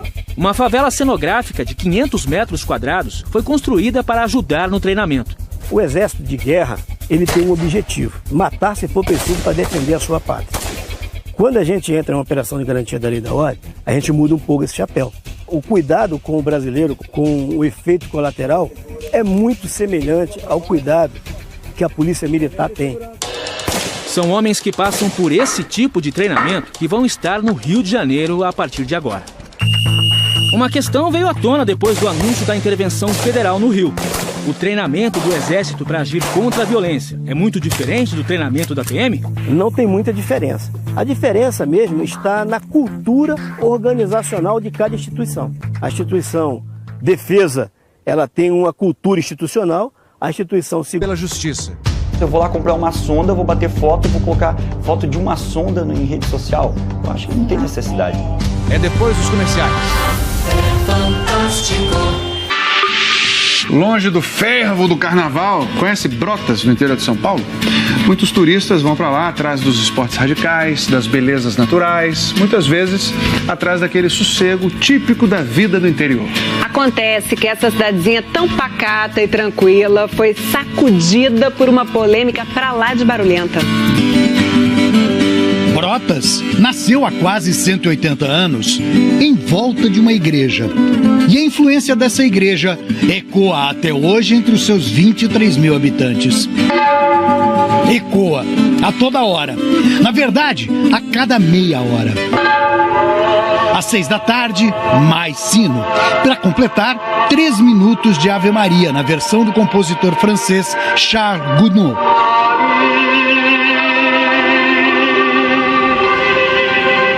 De dia, tudo na paz entre a igreja e os homens. Mas à noite vem a polêmica. Um poeta mal dormido poderia dizer que aqui em Brotas, o sino da discórdia toca sempre à meia-noite. Mas não é verdade, porque primeiro não é sino, é apenas uma gravação que imita o barulho de um sino. E depois, o sino da matriz não toca só à meia-noite, não. É meia-noite, é 1, 2, 3, a madrugada inteira. E dá para ouvir na cidade toda. Mário César não se conforma. Perturba muito. O agrônomo sofre com o volume da música e principalmente a cada badalada noturna. Para ele, tudo soa como uma agressão, um gesto autoritário da igreja. Bate 1h30. Você sabe, se você foi dormir 1 hora, faz meia hora que você deitou e não dormiu. bate depois 2 horas, 2h30. E assim sucessivamente. 24 horas por dia. Barulho, ruído, poluição sonora. Não tem nada... Opa, olha, estou escutando. Imagina mais tarde, 3 da manhã. Márcia é corretora de 200 imóveis como este, alugados para turistas. 2 anos atrás, uma família se hospedou aqui. Passou uma noite em claro por conta do sino. Na segunda, pediu para sair. Era férias, ele ia ficar uma semana. Ele falou, não dá para ficar aqui. E a pessoa que estava aqui era alguém com uma sensibilidade muito grande? Não pareceu ser alguém, vamos dizer, o chato? Não, imagina. Márcia e Mário César resolveram se queixar. Juntaram assinaturas de outros 8 incomodados e levaram ao promotor. Mas o padre respondeu com um outro abaixo-assinado. Só esperando o localizador e o localizador não vem nunca. Nós reunimos essas pessoas em Porto Alegre. Elas sentem tanta vergonha que preferem não mostrar o rosto. O que está por trás disso é uma pessoa que tem uma lábia muito boa, muito convincente. Foram vítimas de Tânia Campos. Ela é uma dos muitos trambiqueiros que agem no Brasil. A tática é sempre a mesma. Passagens são oferecidas em redes sociais por valores muito abaixo do mercado. Metade praticamente do preço. Aí vem o boca a boca. No momento inicial ela entrega esses pacotes, ela entrega o serviço. Uma amiga me indicou, indiquei para alguns amigos. Conquistada a confiança dos clientes, Tânia oferecia pacotes internacionais num preço que parecia milagre. Você sabe me dizer se alguém se interessa em passagem internacional? Depois ela ficou no final do ano me oferecendo um monte de passagens, eu tinha algum amigo para indicar, ela tinha passagem para os Estados Unidos, tinha passagem para a Europa. Hoje eu estou com um valor de 1.300 para a Europa e para os Estados Unidos.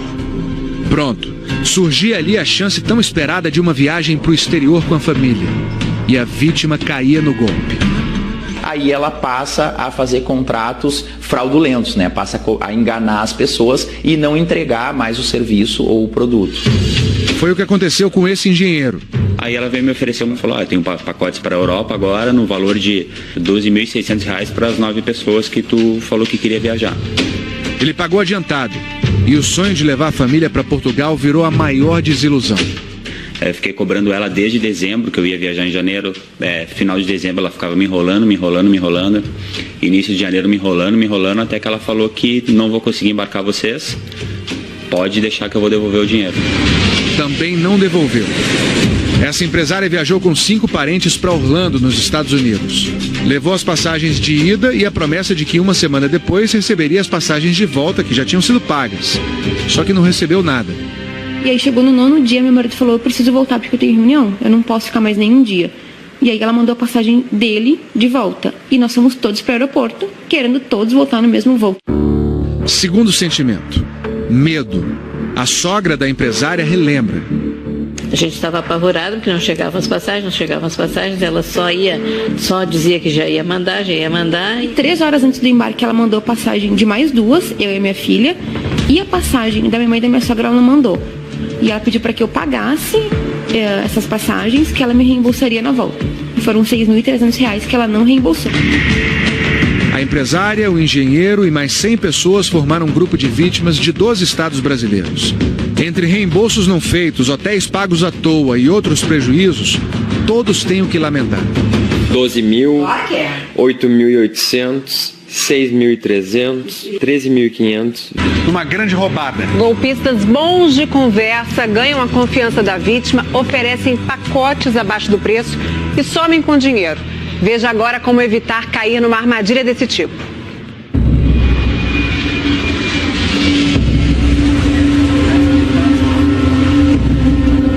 O primeiro sentimento é a desilusão. Vem quando as malas feitas para a viagem precisam ser desfeitas. Primeira vez viajar fora com a família, com as noras. Com criança, com senhoras idosas. E ser enganado? Foi bem triste chegar em casa, ver todo mundo de mala pronta, só esperando o localizador e o localizador não vem nunca. Nós reunimos essas pessoas em Porto Alegre. Elas sentem tanta vergonha que preferem não mostrar o rosto. O que está por trás disso é uma pessoa que tem uma lábia muito boa, muito convincente. Foram vítimas de Tânia Campos. Ela é uma dos muitos trambiqueiros que agem no Brasil. A tática é sempre a mesma. Passagens são oferecidas em redes sociais por valores muito abaixo do mercado. Metade praticamente do preço. Aí vem o boca a boca. No momento inicial ela entrega esses pacotes, ela entrega o serviço. Uma amiga me indicou, indiquei para alguns amigos. Conquistada a confiança dos clientes, Tânia oferecia pacotes internacionais num preço que parecia milagre. Você sabe me dizer se alguém se interessa em passagem internacional? Depois ela ficou no final do ano me oferecendo um monte de passagens, eu tinha algum amigo para indicar, ela tinha passagem para os Estados Unidos, tinha passagem para a Europa. Hoje eu estou com um valor de 1.300 para a Europa e para os Estados Unidos. Pronto, surgia ali a chance tão esperada de uma viagem para o exterior com a família. E a vítima caía no golpe. Aí ela passa a fazer contratos fraudulentos, né? Passa a enganar as pessoas e não entregar mais o serviço ou o produto. Foi o que aconteceu com esse engenheiro. Aí ela veio me oferecer, falou, eu tenho pacotes para a Europa agora no valor de R$12.600 para as 9 pessoas que tu falou que queria viajar. Ele pagou adiantado e o sonho de levar a família para Portugal virou a maior desilusão. Eu fiquei cobrando ela desde dezembro, que eu ia viajar em janeiro. Final de dezembro ela ficava me enrolando. Início de janeiro me enrolando, até que ela falou que não vou conseguir embarcar vocês. Pode deixar que eu vou devolver o dinheiro. Também não devolveu. Essa empresária viajou com 5 parentes para Orlando, nos Estados Unidos. Levou as passagens de ida e a promessa de que uma semana depois receberia as passagens de volta, que já tinham sido pagas. Só que não recebeu nada. E aí chegou no 9º dia, meu marido falou, eu preciso voltar porque eu tenho reunião, eu não posso ficar mais nenhum dia. E aí ela mandou a passagem dele de volta. E nós fomos todos para o aeroporto, querendo todos voltar no mesmo voo. Segundo sentimento, medo. A sogra da empresária relembra. A gente estava apavorado porque não chegavam as passagens. De vida, ela é muito alta. Praticamente de 100%. Gente famosa deu peso para a campanha. Ele só precisa de vocês. Em pouco tempo, a família pôde comemorar. A gente quer fazer um agradecimento a cada um que fez a doação e que realizou o sonho em que a gente conquistou, né, muito rápido. Em menos de 3 meses, a campanha atingiu a meta. Conseguiu dinheiro suficiente para comprar uma medicação nova. Ela é um tratamento permanente, vitalício, que promete estabilizar e reverter os efeitos clínicos da doença. Ela não cura. Jonatas já tomou 3 doses do remédio. Cada uma delas custa R$370 mil. Foram dezenas de pedágios, bazares, as doações chegaram de várias formas. A população aqui de Joinville, de Santa Catarina, de outros estados do Brasil e até de outros países colaborou muito. Em setembro do ano passado, as doações chegaram a quase R$4 milhões. Foi a última vez que o Renato e a Aline declararam o valor total arrecadado nessa campanha. Com o dinheiro da campanha, os pais alugaram essa casa maior. Eles mostram o quarto e os equipamentos que compraram para manter o filho vivo. O casal recebeu a nossa equipe e depois pediu para a conversa não ser veiculada. Mas seguindo nossos princípios editoriais, optamos por exibir a entrevista em nome do interesse público. A mudança do padrão de vida não foi para benefício meu, benefício da Aline. Foi necessário a mudança do padrão de vida para benefício do Jonatas. Mas muita gente que doou tempo e dinheiro, como Michele, por exemplo, reclama da falta de transparência. Ela arrecadou R$56 mil fazendo bazar e queria ver a prestação de contas. Esse valor nunca recebemos recibos ou comprovações de onde tinha sido utilizado. Eu vou lá comprar uma sonda, vou bater foto e vou colocar foto de uma sonda em rede social. Eu acho que não tem necessidade. Camila, tia do Jonatas, começou a campanha na internet e depois denunciou a irmã e o cunhado ao Ministério Público. Disse que eles compraram celulares com o dinheiro das doações. 2 celulares foi apenas a porta aberta para os gastos todos que vocês estão vendo aí hoje. desnecessários. O que a gente fez? Não, a gente vai comprar um celular porque a gente precisa para a campanha, para bater fotos do Jonatas, porque a foto saía horrível e não tinha como postar aquele tipo de foto nas redes sociais. Depois da denúncia da irmã, o casal teve que dar explicações. Em outubro do ano passado, os pais do Jonatas estiveram aqui no Fórum de Joinville e, diante do juiz, eles assumiram o compromisso de depositar todo o dinheiro arrecadado durante a campanha numa... Com o dinheiro da campanha, os pais alugaram essa casa maior. Eles mostram o quarto e os equipamentos que compraram para manter o filho vivo. O casal recebeu a nossa equipe e depois pediu para a conversa não ser veiculada. Mas, seguindo nossos princípios editoriais, optamos por exibir a entrevista em nome do interesse público. A mudança do padrão de vida não foi para benefício meu, benefício da Aline. Foi necessário a mudança do padrão de vida para benefício do Jonatas. Mas muita gente que doou tempo e dinheiro, como Michele, por exemplo, reclama da falta de transparência.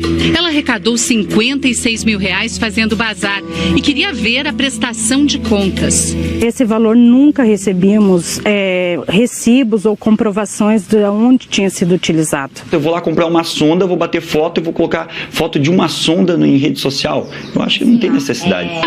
Camila, tia do Jonatas, começou a campanha na internet e depois denunciou a irmã e o cunhado ao Ministério Público. Disse que eles compraram celulares com o dinheiro das doações. 2 celulares foi apenas a porta aberta para os gastos todos que vocês estão vendo aí hoje. Desnecessários. O que a gente fez? Não, a gente vai comprar um celular porque a gente precisa para a campanha, para bater fotos do Jonatas, porque a foto saía horrível e não tinha como postar aquele tipo de foto nas redes sociais. Depois da denúncia da irmã, o casal teve que dar explicações. Em outubro do ano passado, os pais do Jonatas estiveram aqui no Fórum de Joinville e, diante do juiz, eles assumiram o compromisso de depositar todo o dinheiro arrecadado durante a campanha numa conta judicial. O problema é que eles nunca fizeram esse depósito e nem prestaram contas do dinheiro. Porque o Jonatas é um menor de idade. Nós, como responsáveis pelo Jonatas, temos todo o direito de responder por ele. A polêmica esquentou no mês passado, depois que Aline e Renato publicaram fotos de uma viagem de Réveillon para Fernando de Noronha. A passagem custou quase R$8 mil. Quem comprou essa passagem para Fernando de Noronha? Foi a gente comprou a passagem. Com que dinheiro? Com o nosso dinheiro. Renato era palestrante em igrejas evangélicas e hoje diz ganhar a vida vendendo camisetas que estampam o nome do Jonatas e do filho mais velho do casal. Muitas pessoas que fizeram doações para a campanha também questionam a compra desse carro aí, no valor de R$140 mil. A gente vai passear com o Jonatas como? Mas se eu tive condições de comprar, você permitiu a gente comprar o carro, a gente comprou. Porque era necessário. Foi a gota d'água para o Ministério Público pedir o bloqueio das contas do casal. O juiz acatou o pedido e bloqueou todo o dinheiro que encontrou em... Que a farmacêutica fingia que aplicava a injeção e ainda colocava em risco quem buscava proteção.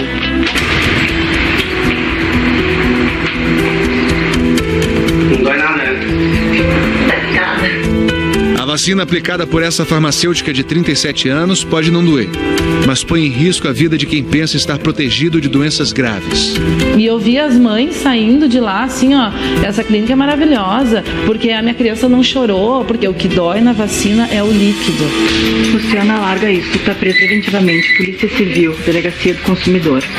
Tá? Pro crime contra a saúde pública. Como assim? Deixa eu dar uma olhadinha no teu êmbolo. Vazio. Arrisquei a vida do meu filho, é muito rápido. A gente não se dá por conta na hora. Foi em Novo Hamburgo, na região metropolitana de Porto Alegre, que a agonia dessa mãe de um bebê começou. Numa clínica de vacinação particular que prometia vender o que ninguém tinha. Ele tinha que fazer uma vacina, mas essa vacina estava em falta em todos os lugares. Quando eu fiz contato na clínica, ela mesma disse que conseguiria a vacina para aquele mesmo dia. A mesma promessa foi feita na última quarta-feira. Vocês têm vacina para febre amarela? Tá, e é na hora? Como é que é?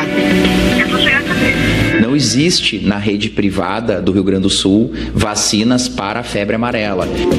A denúncia veio de uma ex-funcionária. Toda vez que chegava um paciente para fazer a vacina da meningo B ou da meningo ACWY ou febre amarela, ela dizia, deixa que eu faço. As vacinas meningo B e ACWY protegem contra meningites e infecções e não são fornecidas pelo SUS. O preço das doses varia entre R$300 e R$600 nas clínicas particulares.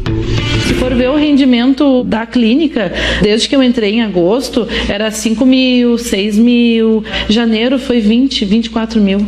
E um dia que um paciente foi lá fazer, uma criança foi fazer a meningo B, ela introduziu, não fez nada e tirou a agulha. Ela não estava fazendo vacina porque nós não tínhamos as vacinas na clínica. Que era sempre a mesma seringa, não sei se tu viu que tem um rótulo azul na volta e aquela não tem como destacar a agulha, né? Se for comprovado uma reutilização de material, há um risco de transmissão de doenças, principalmente algumas bactérias e alguns vírus. Os mais comuns que a gente sabe é a sífilis, as hepatites B e C e a própria AIDS, o HIV. Luciana, larga isso, tu tá preso preventivamente. Vazio. Deixa eu dar uma geladeira aqui. Ela pegou na parte das vacinas vencidas lá embaixo. Nunca apliquei vacina vazia. Nunca. É mentira. A gente encontrou muitos restos de vacina vencidas, de seringas, e encontramos assim vacinas no armazenamento no refrigerador, vacinas. Praça que leva o nome do libertador da América do Sul, considerado um herói entre os venezuelanos, pelo menos 400 imigrantes do país vizinho vivem sem as mínimas condições de higiene, saúde e segurança. Como se não bastassem os problemas, o sarampo, uma doença erradicada no Brasil desde 2016, voltou ao país em uma criança venezuelana de 1 ano, que está isolada num hospital da capital.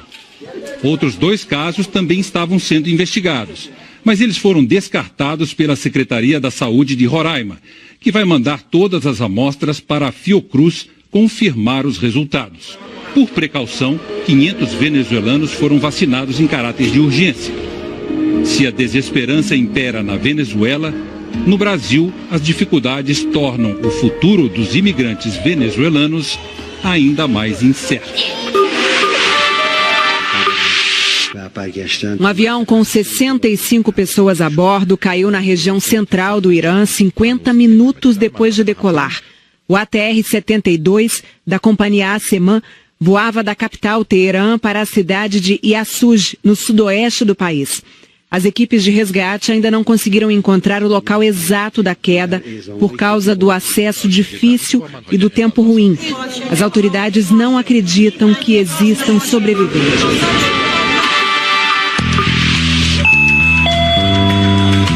Atenção, senhores passageiros. O barato pode sair caro. Ouviram? Esse é um alerta para o golpe das passagens aéreas, que tem transformado o sonho de uma viagem numa grande roubada. Golpistas bons de conversa ganham a confiança da vítima, oferecem pacotes abaixo do preço e somem com dinheiro. Veja agora como evitar cair numa armadilha desse tipo.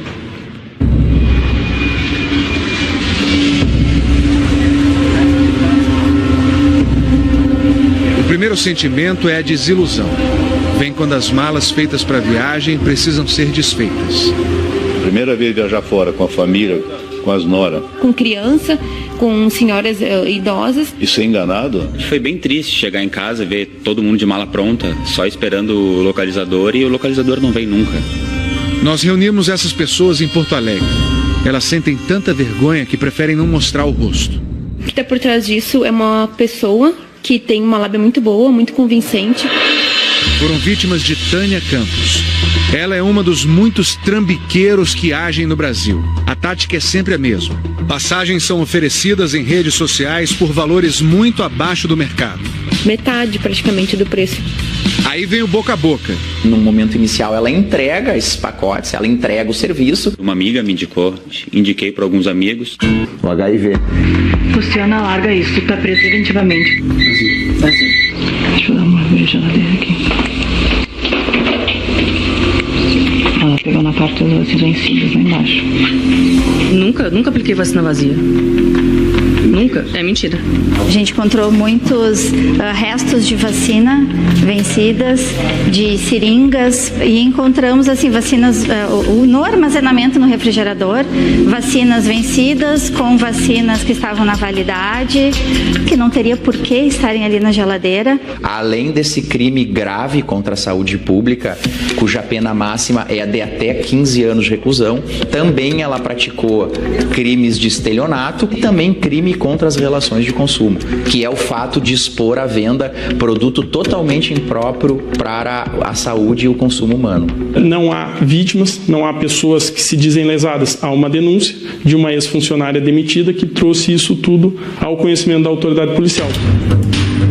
A clínica foi interditada. Luciana teve a prisão preventiva convertida em domiciliar. Sempre que alguém vai fazer a vacina, é de praxe que a clínica ou mesmo a unidade básica de saúde mostrar para o paciente que ele está pegando um frasco, que ele está retirando o frasco com a seringa, que ele abriu o envelope da seringa para mostrar que a seringa é descartável. Todas as pessoas vacinadas nessa clínica a partir de um determinado momento devem comparecer à vigilância sanitária do município de Novo Hamburgo. Muitas pessoas estão hoje achando que estão imunizadas, elas podem ter ido para áreas de risco em relação à febre amarela e podem ter ficado doentes sem saber que não estavam imunizados.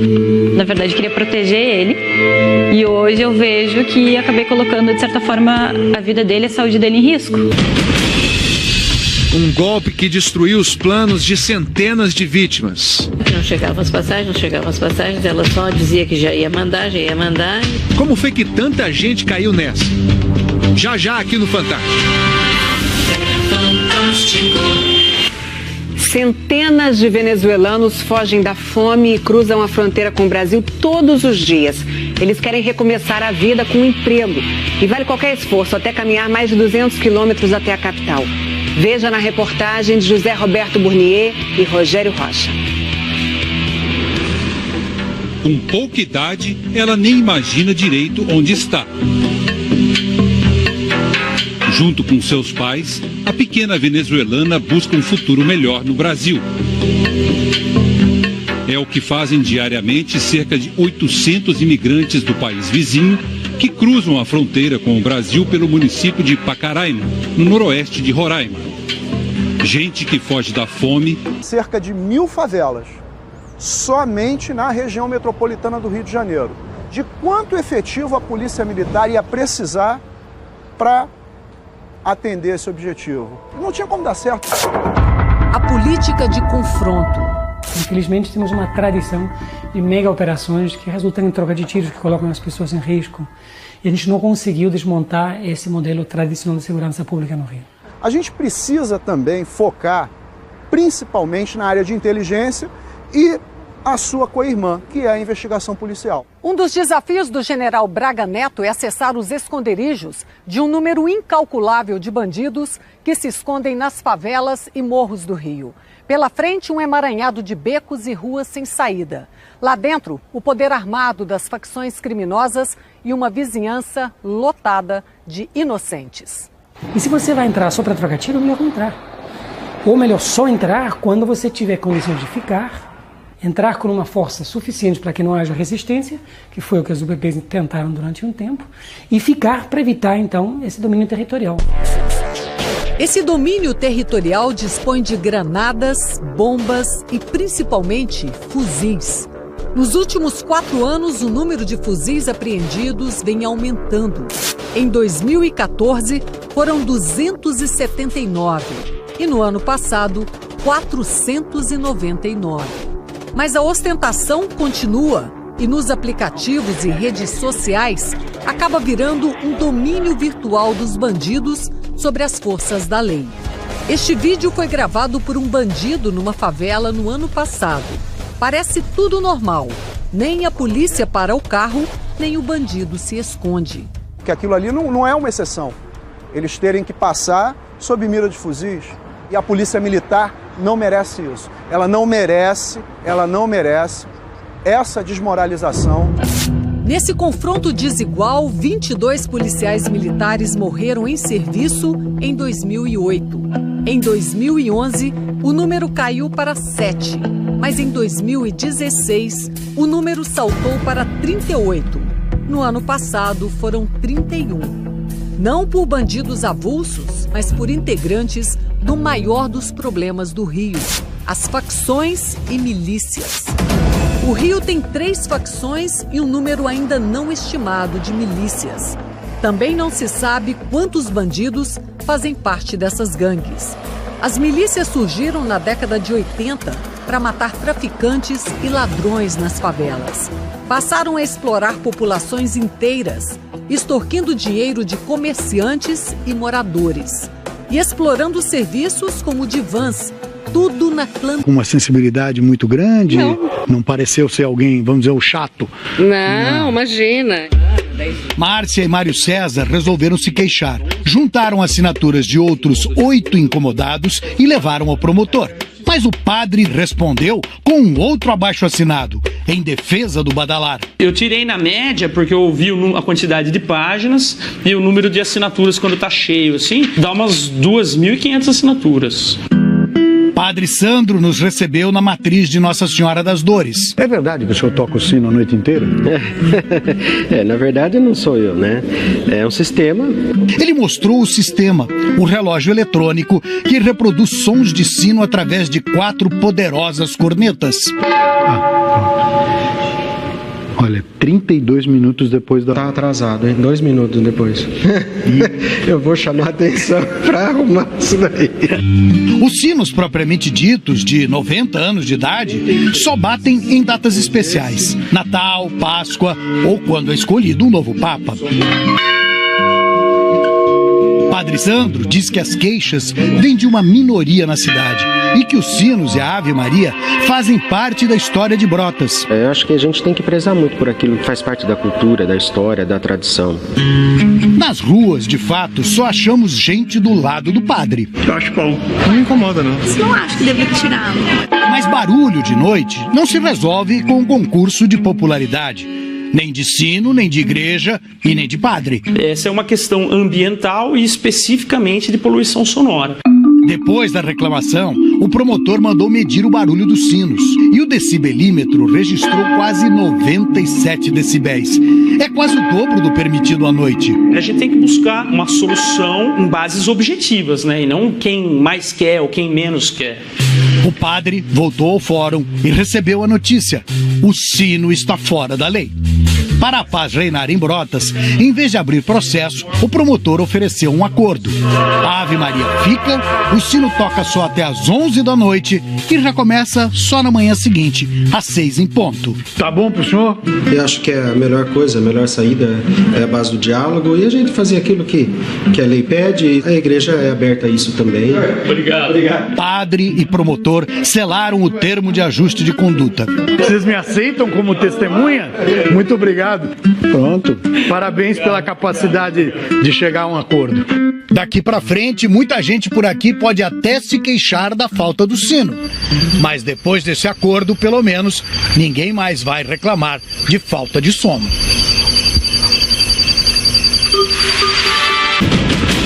É agora. A polêmica em torno de uma campanha para salvar um menininho. Em 25 estados, coloca o Rio lá atrás. 21º lugar no item pessoas, os policiais. Eles são colocados em serviço com pouquíssimo tempo de treinamento. E mesmo aqueles que já são profissionais experientes, têm poucas oportunidades de reciclagem. O resultado são policiais com um nível de preparação que não é adequado para prestar um bom serviço de segurança pública para o cidadão. Tem uma série de situações que o policial tem que estar bem preparado, bem qualificado para compreender o seu papel social e não cometer falhas. Acontece falha porque ele é mal preparado. As polícias estão em decadência? Estão.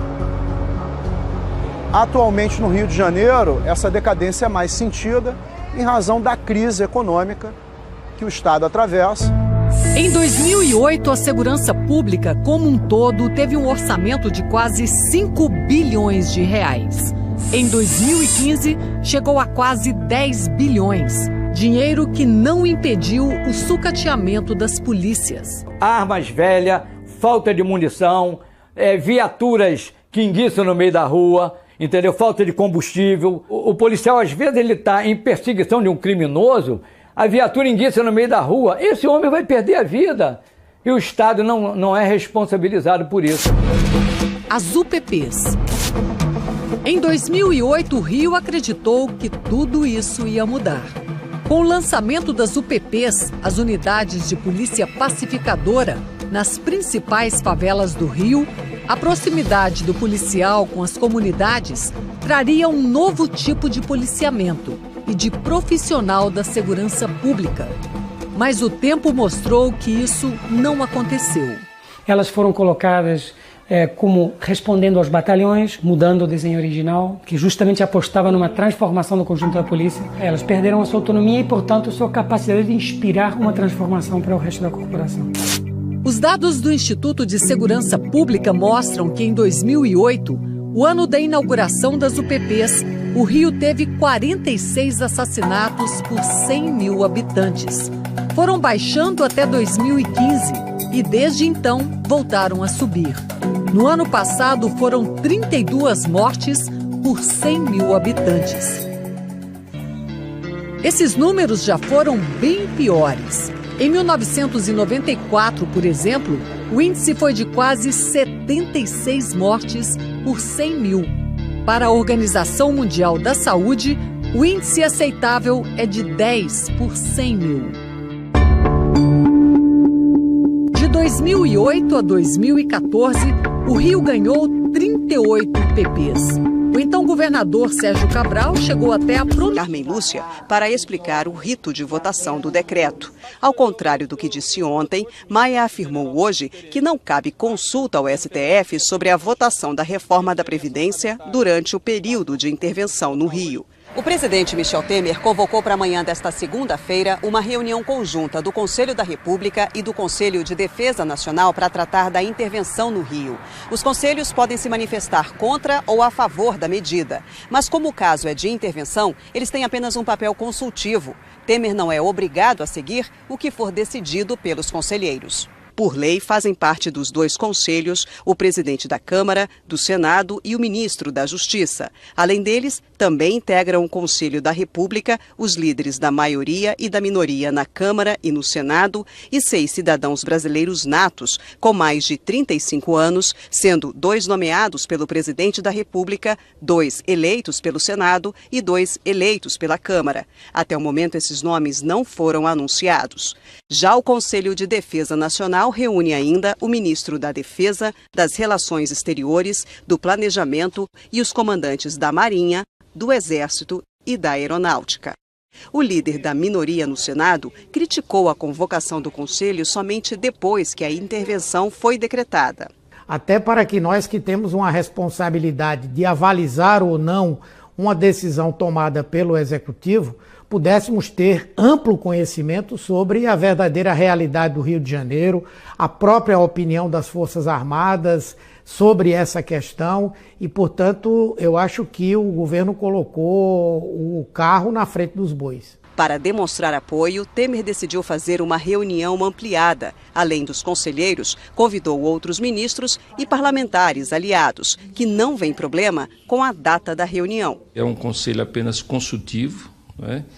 E majoritariamente as pessoas que eu já ouvi são favoráveis e, portanto, haverá nessa reunião do Conselho, indiscutivelmente, um reforço político à posição do presidente da República. Agora à noite, Temer recebeu alguns ministros e o presidente do Senado, Eunício Oliveira, no Palácio da Alvorada, para articular apoio à votação. Eu não tenho dúvida que ela será aprovada, porque é uma necessidade, né, da população do estado do Rio de Janeiro.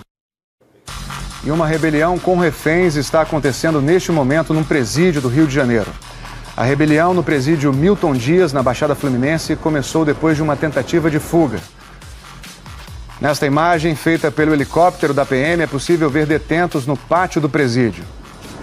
O batalhão de choque e o grupamento de intervenção tática estão do lado de fora da penitenciária. No fim da tarde,